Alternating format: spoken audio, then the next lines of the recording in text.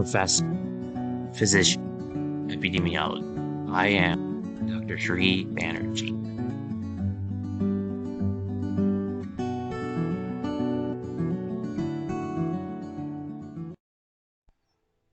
If you're trying to conceive a child, then look no further than Vedic astrology.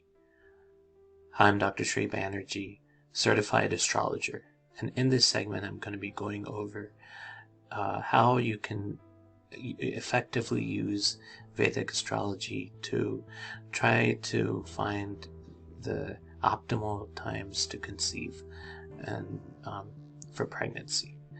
Now let's go ahead and get started. You may be thinking that there's no way that astrology can predict this. This is a scientific endeavor. However, there's planetary energies which collide and come together to understand this much better. So the big thing that you look at is the fifth house. What is there is more of the pregnancy. Not only that, with the fifth house, you actually have it represents children and its related causative elements. So if there's a positive combination within this house, within the fifth house, then things are looking positive. However, if the fifth house lord needs to be placed positively in the chart of the native to actually enjoy pregnancy and related aspects. So these individuals are less likely to have things like postpartum depression and things like that. Now, none of this advice replaces the medical advice of individuals, of your physician. This is meant to complement what we know in medical science with astrology. So that's one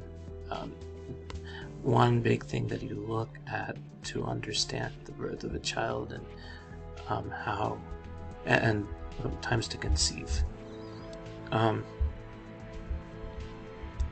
The other thing that you look at other than the fifth house is actually looking at the second house. And so this is because second house is the house for family. And so you can kind of, this needs to be looked at to predict the birth of the child. And then the other house that you look at is the 11th house. And that's the house of gains and fulfillment of desires through children. It's wise to look at the 9th house as well because it works as a facilitator.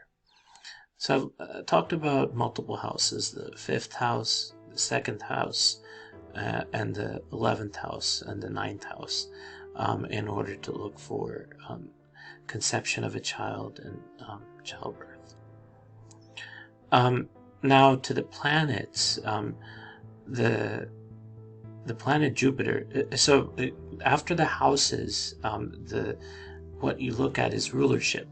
So for instance, if we're looking at the house, for instance, if we're looking at the 5th house, then whatever sign there is, for instance, if it's Sagittarius, then the rulership of Sagittarius is Jupiter. So then you look at if your Jupiter is afflicted or the Jupiter is in a positive position. So, for instance, the planet Jupiter is considered the main factor when trying to have children. Jupiter in astrology is concerned, and astrology is the giving planet, and so it blesses on the native and necessary childbirth. Guru is Brihaspati. He is known as the lead priest of the devas, the heavenly angels, and as an equivalent. So he's a giver of gifts and boons. And then alongside Jupiter, the position of the Lord of the ninth house, is also important. And the ninth house itself is analyzed through the ascendant horoscope to check the possibilities of childbirth for the couple. So if in your chart these houses or Jupiter are affected by malefic combinations, then chances of delay in childbirth and pregnancy may arise. So it's all about looking at the rulership of the signs that are occupying the respective houses. I know that's a lot of concepts combined together. You look at the fifth house, you look at the rulership of the fifth house. You look at the second house, you look at the rulership of the second house and see if they're afflicted. You look at the 11th house and then do the same thing, so on and so forth. So apart from these planets, 6th, 8th, and 12th is also prominent. So 6th, 8th, and 12th. In such a situation, if Jupiter is debilitated or weak, then it becomes almost impossible for the couple to have a child for themselves. Because the fifth house also represents accumulated karma, in such a situation, happy or painful information related to children can be obtained by looking at this house. So the fifth house, again, is very important for children. It's also important to look at the 6th, 8th, and 12th houses. However, the primary ones to look at still is the 9th house, 11th house, and 2nd house, along with the 5th.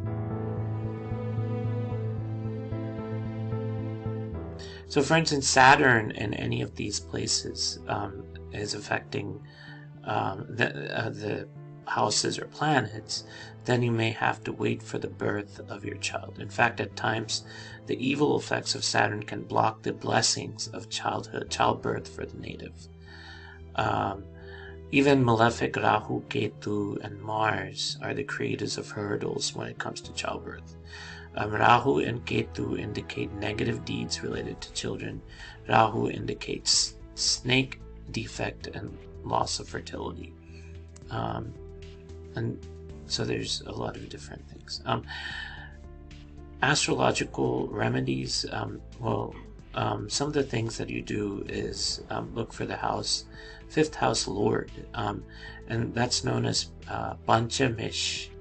Panch means 5, and then the lord is Mish. And then if this is afflicted, then worshipping the Lord can help you get rid of this. So for instance, if that is Jupiter, then you fast on Thursdays and try to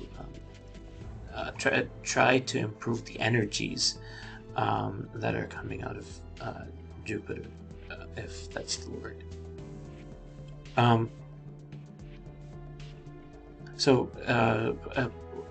Worshipping Jupiter is one way.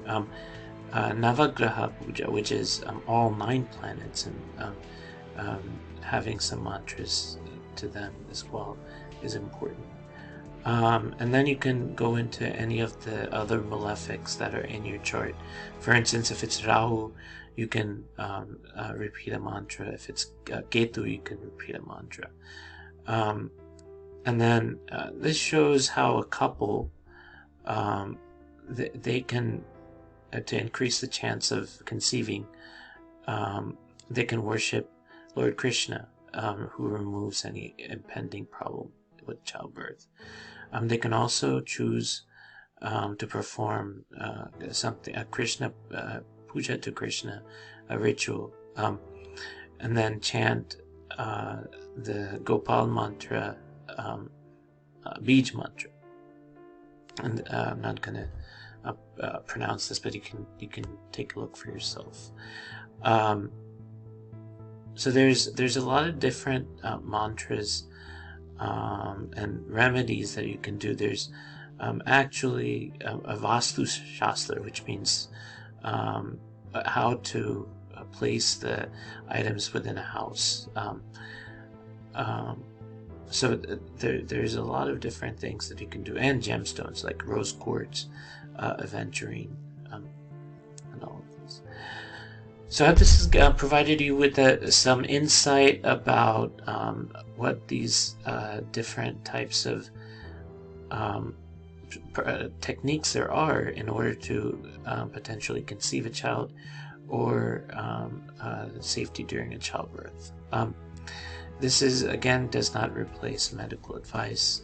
This is pertaining to a metaphysical topic in order to understand and better try to complement medicine for this. This has given you some insight. Thank you for listening.